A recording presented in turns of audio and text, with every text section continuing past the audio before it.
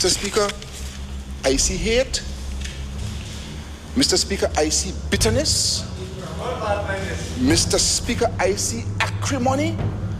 Mr. Speaker, I see animosity. And Mr. Speaker, I see a man completely out of control. Completely out of control, Mr. Speaker. That is what I see. And that problem is not a new problem to me, you know. I was aware of the tendency for the Honourable to go out of control since 1987.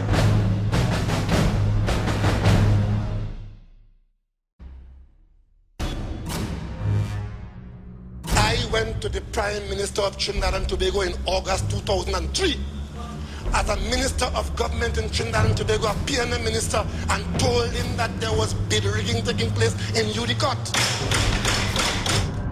What the Commission of Inquiry is looking at is 10 times worse than what happened with Biako Airport. And it's even more brazen.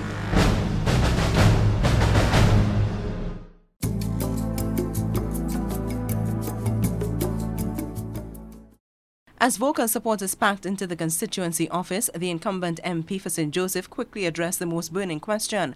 How could he afford a multi-million-dollar home in Mocha?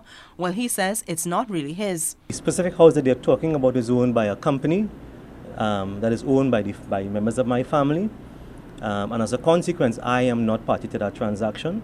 I have no investments in the house. His attorney, Faris Alwari, who was present, sought to further clarify the issue. It's a perfectly lawful organization for purchasing homes and entities that people use corporate vehicles to do that. The reason is that you get a significant savings on a future transfer for stamp duty. The stamp duty on a sale of property is on a sliding scale. Everyone knows that because taxes and things are very much in the public realm. And the stamp duty on the sale of shares on a company is 0.4%. So it's a perfectly well-organized transaction, and there's nothing untoward. It's standard in the industry. Swaratsingh said all his transactions, from vehicle purchases to his involvement in the St. Joseph Foundation, as well as credit cards, are all above board. And with details of his personal business transaction in the public domain, he now wants First Citizens Bank to explain why and how confidential information was leaked. He says he also expects things to get worse as the election day draws nearer, and he is already alleging that some of his supporters claim they are being threatened. The former priest says, however, his campaign will continue to remain clean. They have been calling my election agent, they have been calling my personal secretary, they have been calling everybody. And they have been making subtle threats. I have also been told that in fact they have hired an investigative journalist to run a piece, a feature on Sunday. For CNC3, I'm Melissa Williams.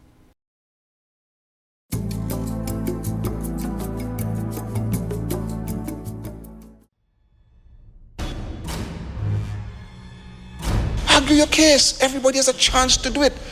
But not like my good friend. The minute you oppose my good friend, Mr. Speaker, the minute you oppose my good friend, he gets very, very angry. And if you oppose him strongly, Mr. Speaker, he becomes a raging bull. And that is what this government is not prepared to act. That is what it was. We just were not prepared to accept that.